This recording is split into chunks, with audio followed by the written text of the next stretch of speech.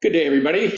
My name is Brad Steele, Senior Director of Unified Communications for the Commonwealth of Massachusetts, and I am an NASTD past president. NASTD is made up of technology professionals serving state government. It is a member-driven organization whose purpose is to advance and promote the effective use of information technology and services to improve the operation of state government. In the Constitution, Article 1, Section 2, under Purpose and Goals, the second goal listed is to engage in programs for the training, education, and development of technology professionals from all areas of state government. While I was president a few years ago, we decided to put together a set of educational videos we called IT 101 sessions to help with this education. We ask industry leaders and our corporate partners 10 or so questions about technology or services that are, as we like to say, understood. If you have not seen the videos that we put together in the past, they're available through the NASTD website. There's a link there to our YouTube channel where you can find all the videos. And once you're there, if you can like and subscribe the YouTube channel, that would be appreciated. NASTD.org is the website for our content.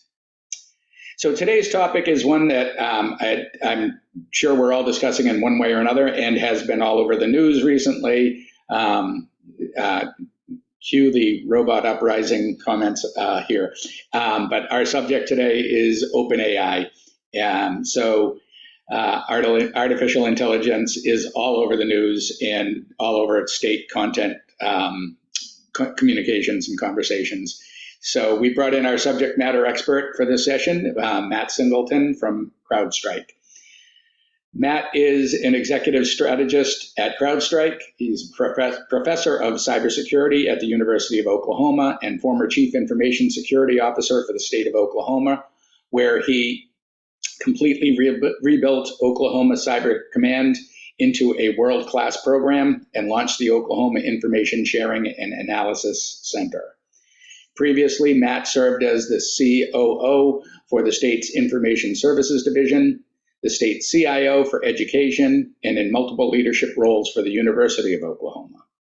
Matt holds a master's degree from Georgetown University in applied intelligence, specializing in cyber intelligence, homeland security, and counterterrorism, a bachelor's degree from OU, and multiple industry certifications.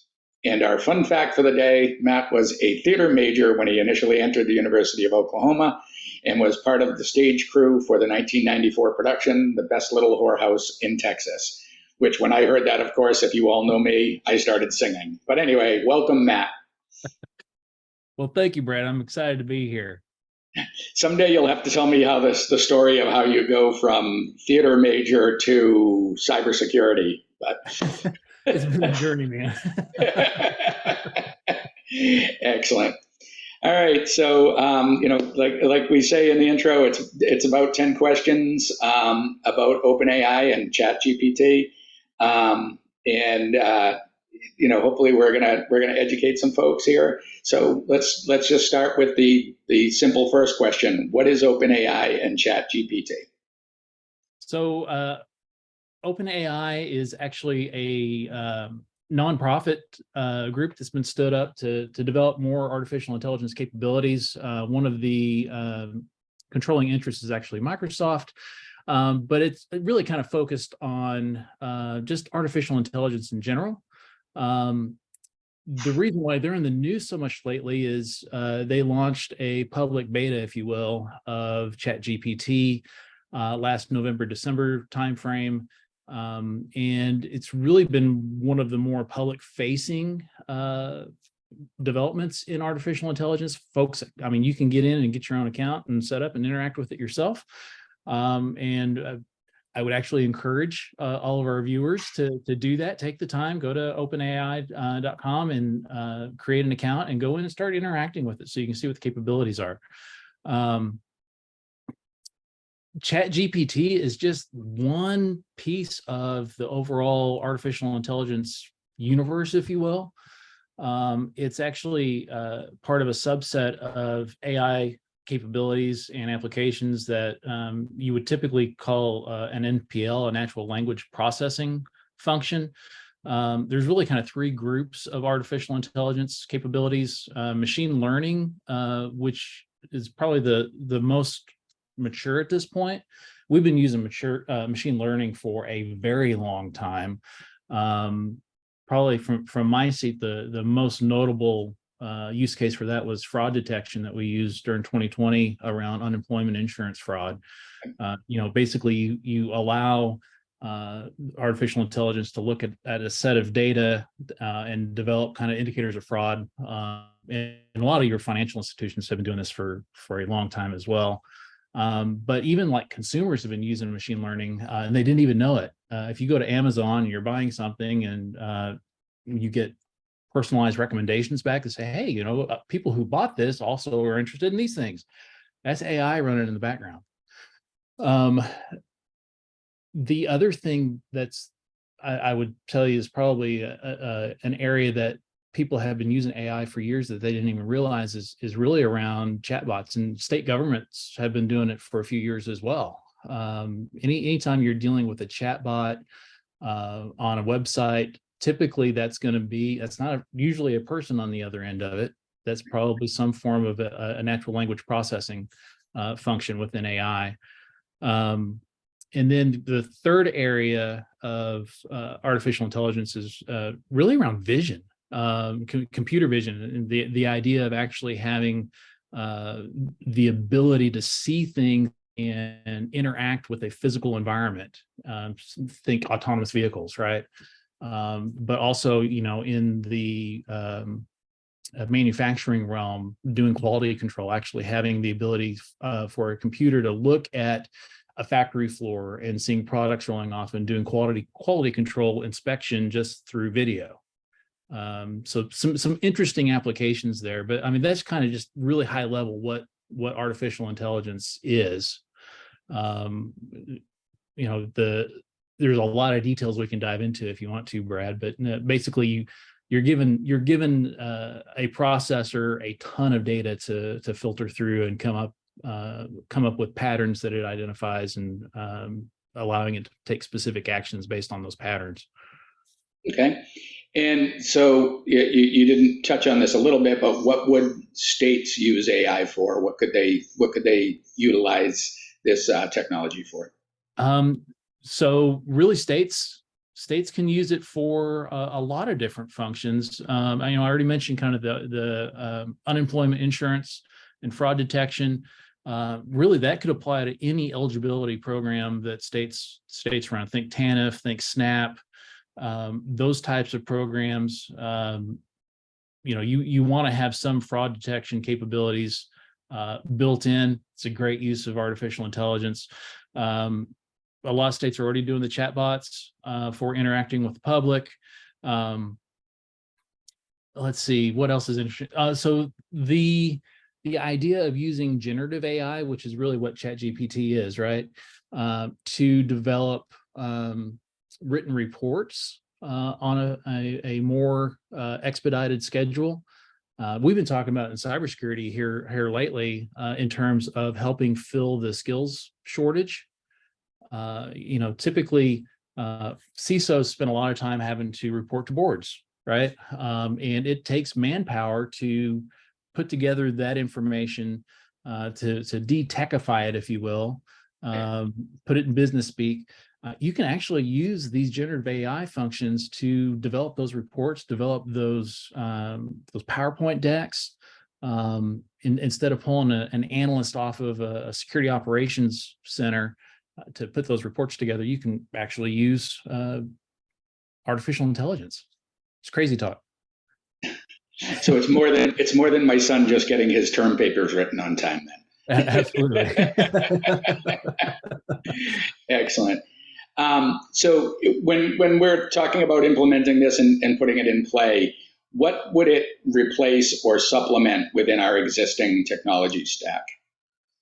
I don't know that it's necessarily going to replace technology. I mean, as states are going through digital transformation initiatives, yeah, there's definitely the potential to replace some of the legacy applications, but not necessarily specifically with artificial intelligence. You're going to supplement the new, cloud-based, scalable applications you're putting in place. You're probably going to put some sort of interface on the front of it that's a chat bot, or so some of those machine learning capabilities I've talked about. You're going to put those types of things in place to supplement, so that you're reducing the number and hours of staff time that you're going to put, that basically the labor that's required to provide those services to your constituents, right? Mm-hmm. So it sounds like it can help more on the business side than on the technology side, with something that I think that all the states are dealing with right now, which is retention and hiring, right? Absolutely.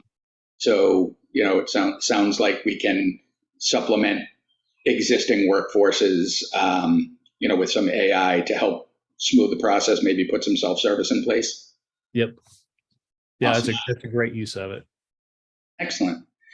So when we're talking about artificial intelligence, is it always cloud-based, or is there a on-premise application for this as well? So you can do on-premise. The thing to keep in mind is you have to be able to scale quickly. And so because that's a requirement, typically most implementations are cloud-based, just because that's what the cloud's about, right? To do a true artificial intelligence implementation, you have to have data out the wazoo. All of that storage is all that data has to have storage, and you have to be able to expand it quickly. And so a lot of times you're going to see it predominantly in the cloud. Okay. So in this space, obviously, like it has been in the news recently and everything, but like you said, it's been around for a while. But what changes really have happened in this space? And I'm assuming those changes have to do with why we're seeing it in the news all of a sudden. So really, what's caused it to be so predominant in the news here lately really was kind of that ChatGPT public beta that came out. It really raised awareness that there have been significant advancements in this space. The idea that you've actually, and we haven't talked about this, but ChatGPT was actually trained on chatbot conversations. We mentioned, if you're interacting through a website, you're typically not interacting with a person, but all of that data is being stored. And they actually used all of those data sets to train ChatGPT on how to talk to humans, and how to compose like humans, right? And so those advancements really made artificial intelligence real to the general public. And so a lot of folks are starting to ask questions around, okay, how can I use this?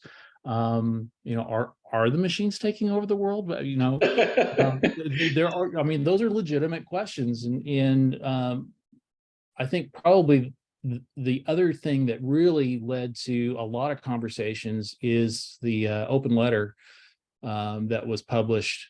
It's probably been a month and a half ago at this point, where there were, a number of technology leaders signed onto this that basically said, hey, we need to hit pause on the development of artificial intelligence capabilities until we have some better governance model in place and regulatory oversight, right? And that really got folks talking about, okay, so if we have technology leaders that are concerned about this, maybe I should be concerned about this. And what is this artificial intelligence thing? And is it, you have the concerns around the machines taking over the world and just becoming autonomous, which we're still a little ways away from that. But the other side of that spectrum is my job going away, right? We've been talking about automation, replacing workforce for some time in IT. folks are legitimately concerned about how their jobs change and the impact that these new capabilities might have. So I think those are really the dynamics that are leading to a lot of conversations around artificial intelligence these days. All right. Well, I think that leads into one of my later questions, so I'm going to actually push forward ahead and we'll come back to some of my other questions. What are some of the security concerns around AI and chatbots and those things? So there are obviously there's cybersecurity concerns around it. The ability for content to be generated. So even before the ChatGPT thing, if you came to me and said, "Hey, Matt, as the state CISO for Oklahoma, what keeps you awake at night?" I'd talk about the adversary and I'd talk about the sophistications, but the really what concerned me the most was deepfakes. And I'll tell you a story about this. So for the 2020 election, Oklahoma Cyber Command was tasked with helping debunk any disinformation, misinformation, malinformation campaigns, right? And so part of our standard operating procedures were to scrape the social media platforms to find, hey, so-and-so said this, so-and-so said that, get it to the proper authorities so that they could put out an official statement to debunk those things. As part of our normal operations, the team found a Twitter post that said, "Hey, we're expecting so much turnout for the 2020 election that this year we're going to have Republicans vote on Tuesdays and Democrats vote on Wednesdays." If you've had a civics class, you know that's not ever going to happen, right? But we immediately found that, turned that over to the Secretary of the State Election Board. He posted an official statement that debunked that, and that's great, right? What deepfakes would do in that case is really undermine the ability for debunking, right? So if you had the same statement come out from the Secretary of the State Election Board, you're going to have a lot of credibility in that, and you're probably going to create a lot of problems for the election, right?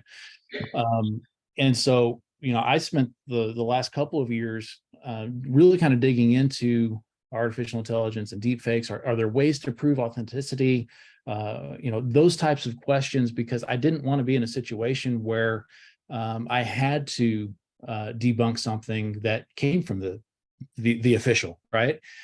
So those were the things I was concerned about. What we're seeing is those fears come to reality. And I promise I'm not going to take us down to a dark, deep, horrible place here in the conversation. But I mean, just here recently, we've seen advancements in the development of graphics, the development of video, the development of audio in the deepfake space. That I can take a 40-second audio clip of you, Brad, and use artificial intelligence to create a dialogue that sounds like you. I can do the same thing from a video standpoint. We saw the I don't know if you saw it, but I'm tracking these things. So I saw the deep fakes of the Pope wearing the puffer jacket, right? And you could go through and kind of identify the specific things that made that a fake picture. Also saw, when the Trump indictment came out, Twitter went nuts with a whole bunch of pictures of him being arrested, right? If you look real closely, Trump's wearing a utility belt. Well, clearly that's not. Yeah. It's got his suit, got his face, but a utility belt with a suit doesn't really go. So those are the types of things that we're looking for. So that has an impact on cybersecurity, mostly around psychological operations. We do have adversaries that are really focused on trying to disrupt just society in America, right? And so that's a real concern. You probably heard about the phishing concerns. Everyone's been through security education and awareness training. One of the things that we always tell our users is look for grammatical errors, look for typos, right? Turns out ChatGPT does a really good job with grammar. So some of those telltale signs are going to be not so telltale anymore, right? Right. So that's a concern. But ultimately, from a cybersecurity standpoint, it's not so much an artificial intelligence problem. There's always a human on the other side. You always have a human problem in cybersecurity. Right. So we're trying to combat that with user education. It's part of the reason why we're having this conversation, right, Brad? Absolutely. Absolutely. All Anyway, right. So if I am looking to start rolling out AI in Massachusetts, for instance, how do I get started? Where should I look? What's the low hanging fruit, and what do I need to know about getting started? So I think the low hanging fruit is probably chatbots. As you're looking for how do you interact with your constituents, that's an easy thing to do. And really what you need at that point is you need a data repository of responses and inquiries. You need an idea of processes that would support the chatbot. But there are third-party integrators that can help you through that process, and we'd highly encourage you guys to seek out a professional, at least on your first implementation. But that's probably the easy, low-hanging fruit to get into this space.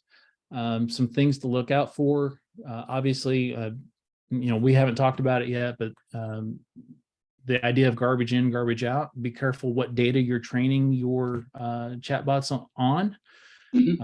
Any biases that may exist in the data set will come through in how the chatbot behaves. So those are kind of some things to think through. And it's one of the reasons why I say you probably need to bring a professional in, at least for your first implementation. They can kind of help you sort through those dynamics. Okay.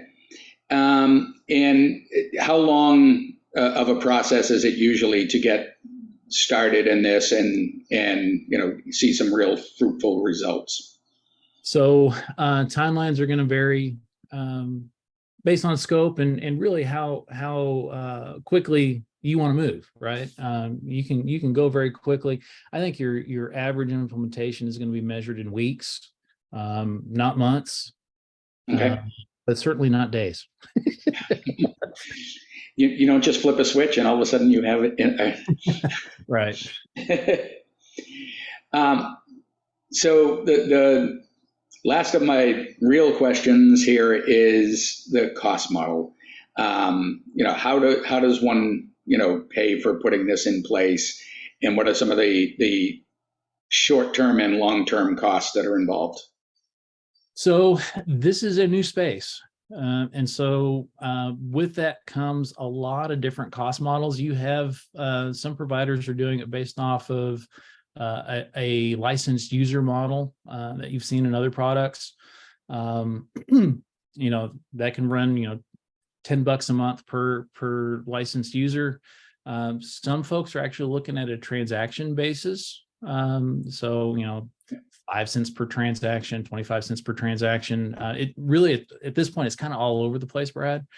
I expect that's going to settle out, but I probably encourage your viewers to work with a research firm to really kind of get into where that's going to wind up. But I imagine in the next 12 to 18 months, we'll see that settle out into more consistent pricing models. Long term, it's going to be based off what those pricing models come out at, right? I think you'll find that as the data grows, there's going to be a kind of a consumption cost associated with long-term use of these functions. You may see things happen like some of the security products were previously on a consumption basis, but they've recently switched to a workload basis. If I'm reading the tea leaves, I would expect to see something like that happen in artificial intelligence as well. Okay. And so I guess really time will tell. How about that? Yeah.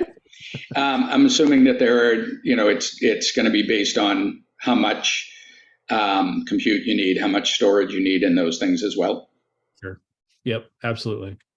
Okay. And is there any kind of dedicated like circuits or things like that you would want to put in place Or is that going to be just based on the volume of queries? I think that's really going to vary by your environment. If you're trying to connect a cloud-based chatbot to an on-prem application, you're definitely going to want to have some sort of a dedicated circuit to that cloud provider with guaranteed throughput and the typical service level agreements you'd want to have in place, right? If you're doing everything in the cloud, really at that point, you want to make a determination of, am I doing everything in the same cloud environment? Am I doing it in a multi-cloud? Obviously, if it's multi-cloud, you need to make sure those clouds talk to each other and have appropriate throughput. But all of those are really going to be case by case dependent. Excellent. All right, we've come down to my final question that I ask everybody. What did I forget to ask you? What else do I need to know? So a lot of the things I've been asked here lately are around kind of the ethical implications of specifically ChatGPT. And I'll put my university professor hat on. You mentioned having a term paper written by ChatGPT. These are things that are really impacting the academic sector. A lot of questions are happening in this space. So I'm typically getting asked, hey, what are the ethical implications? How does this play with diversity, inclusion, and equity? Those are things that we're going to have to sort through. And part of the reason why I think that the open letter was published, we need to have some sort of greater governance model, greater regulation in this space, so that we can address those types of things. Individually, universities are going to have to figure out: do we just embrace this new technology? Do we fight it? Some organizations have gone as far as banning the use of it. Italy, I think, is probably the most notable at this point. They actually put a ban in place for ChatGPT because they felt like it violated privacy laws that over in the European Union. Those are the things that a lot of folks are talking about right now, and we're just going to have to see how those things play out, Brad. Okay. And anything on the state side that you're seeing, where there's been concerns or questions that have come up? I think there's going to be a lot of conversations around the implications on state level privacy laws. You look at California, which is one of the more mature states when it comes to privacy laws. ChatGPT. I guess what I would tell your viewers, Brad, is read those click-through agreements before you actually start interacting with some of these tools. ChatGPT clearly says anything you put in here, we will retain and we will use it to train the next iteration, right? Okay.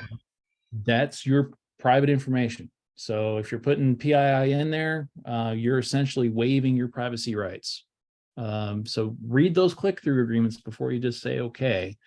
Those are the types of things I think states are going to have to grapple with as we continue down this path. Yeah. Well, yeah, I mean, I see what you said, PII, but also proprietary information, right? Information about your technology, information about your organization that you may not want in public. Yeah. Kind of scary. At the same time, very interesting. Well, I told you this would be relatively painless, and we've come to the end of the questions. So thank you very much for your time and your expertise here. So again, this is Matt Singleton, the executive strategist at CrowdStrike. Thank you for participating in the video with us. For the folks watching, if you're an NASTD member and have any ideas for future IT 101 sessions, and that's whether you're a state member who wants to know something or a corporate affiliate who has something to share, you can reach out to me, brad.steele@mass.gov, and we can get that in the works. And once again, I ask that if you're watching this on the YouTube channel, that you go in and like and subscribe and all of those good things that they ask you to do. And I hope to see you all in Boston, August 27th through the 30th for the annual Conference and Technology Showcase. So Matt, thank you again. and have a great day. Thanks, Brad. Thanks for having me.